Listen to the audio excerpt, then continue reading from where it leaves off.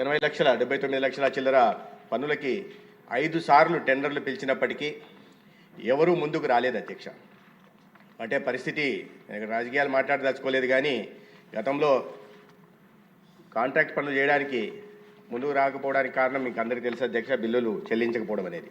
దాని కారణంగా పూర్తి చేయలేదు. 5 సార్లు చేసినా కూడా అది పూర్తి కాని నేపథ్యంలో పూర్తిగా డిలాపిడేట్, గౌరవ సభ్యులు చెప్పారు దాని చరిత్ర కూడా ఎంత పురాతనమైన ఇది అని. వాటిని దృష్టిలో పెట్టుకుని ఒక కొత్త పిఎస్సిని అక్కడ నిర్మాణం చేపట్టాలని ప్రభుత్వం ఆలోచిస్తున్న అధ్యక్ష. గౌరవ సభ్యుల గారికి అతి త్వరలోనే వాటిని టెండర్లు పిలిచి కొత్త పిఎస్సిని అక్కడ ఏర్పాటు చేస్తాం అధ్యక్ష.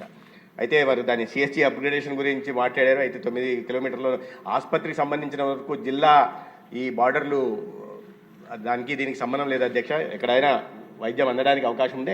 అయినప్పటికీ వారు చెప్పారు కాబట్టి వాటిని కూడా పరిశీలనలో తీసుకొచ్చే ప్రయత్నం చేస్తాం అధ్యక్ష. అనేక మంది సభ్యులు బుచ్చిబాబు గారు కానీ, లేదా వెలుగూడెం మండలం గురించి, బుట్టాయిగూడెం గురించి, లేదా ఉగ్ర నరసింహ అడిగారు, లేదా అన్నాబత్తుల వారు అనేక ప్రశ్నలు అడిగారు అధ్యక్ష. ఈ పిఎస్సీలకు సంబంధించి గత ప్రభుత్వం గతంలో 670 కోట్లతో ఒక 1128 పిఎస్సీలు, 152 పిఎస్సీలు కొత్తవి, 976 పిఎస్సీలు స్ట్రెంథనింగ్ కోసం టెండర్లు పిలవడం జరిగింది అధ్యక్ష.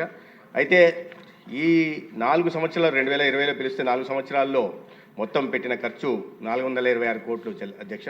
చెల్లించిన మొత్తం 250 కోట్లు. 670 కోట్లు ఖర్చు పెట్టాల్సి వస్తే 250 కోట్లు మాత్రమే బిల్లులు చెల్లించారు. మిగతా యథావిధిగా ఈ ప్రభుత్వం మీద అన్ని శాఖల్లో పెట్టినట్టుగా, అన్ని విభాగాల్లో పెట్టినట్టుగా 175 కోట్లు బకాయిలు కూడా పెట్టేసి వెళ్ళారు అధ్యక్ష. అయితే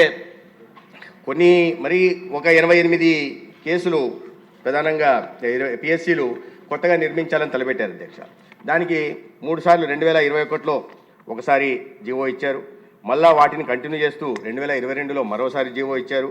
మళ్ళీ ఫిబ్రవరి 2023లో మళ్ళీ 83 పిఎస్సీలు నిర్మించడానికి జీవో ఇచ్చారు అధ్యక్ష. దీనికి 15th ఫైనాన్స్ కమిషన్ నుంచి కేంద్రం ప్రభుత్వం ఒక్క పిఎస్సీకి 1,43,00,000 ఇవ్వడానికి సిద్ధపడింది 23-24 సంవత్సరానికి.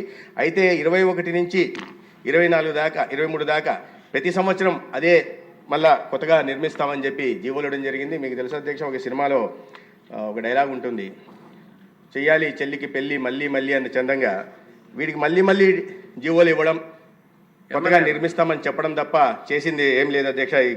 కడప జిల్లాలో కూడా స్టీల్ ప్లాంట్కి గౌరవ మాజీ ముఖ్యమంత్రి వర్యులు సొంత జిల్లాలో 3 సార్లు భూమి పూజలు చేశారు అధ్యక్ష. అదే సమయం కానీ అక్కడ ఇటుక కూడా పేర్చలేదు. అదేవిధంగా ఇక్కడ కూడా కేంద్ర ప్రభుత్వం 15th ఫైనాన్స్ కమిషన్ ద్వారా నిధులు ఇవ్వడానికి ముందుకు వచ్చినప్పటికి కూడా పనులు చేపట్టలేదు అధ్యక్ష. 88కి గాను 1 మాత్రమే చేశారు. అయితే కొత్త ప్రభుత్వం వచ్చిన తర్వాత చంద్రబాబు నాయుడు గారి నాయకత్వంలో సమీక్ష నిర్వహించిన నేపథ్యంలో R&Bకి 204 కోట్లు ఈ కొత్తగా నిర్మించదలపెట్టిన పిఎస్సీలకి మంజూరు చేయడం జరిగింది. అదేవిధంగా ఒక 50 బ్లాక్ పబ్లిక్ హెల్త్ యూనిట్లకు కూడా మంజూరు చేయడం జరిగింది అధ్యక్ష. ఆ నిధులు విడుదల చేయడం కూడా జరిగింది.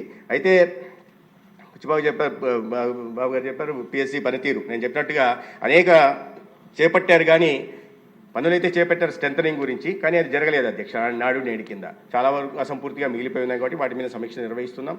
వాటిని ఏ నిధుల నుంచి చేయడానికి అవకాశం ఉందా పరిశీలిస్తున్నాం అధ్యక్ష. తర్వాత కొయ్యలగూడెం, బుట్టాయిగూడెం గురించి గౌరవ సభ్యులు అడిగారు.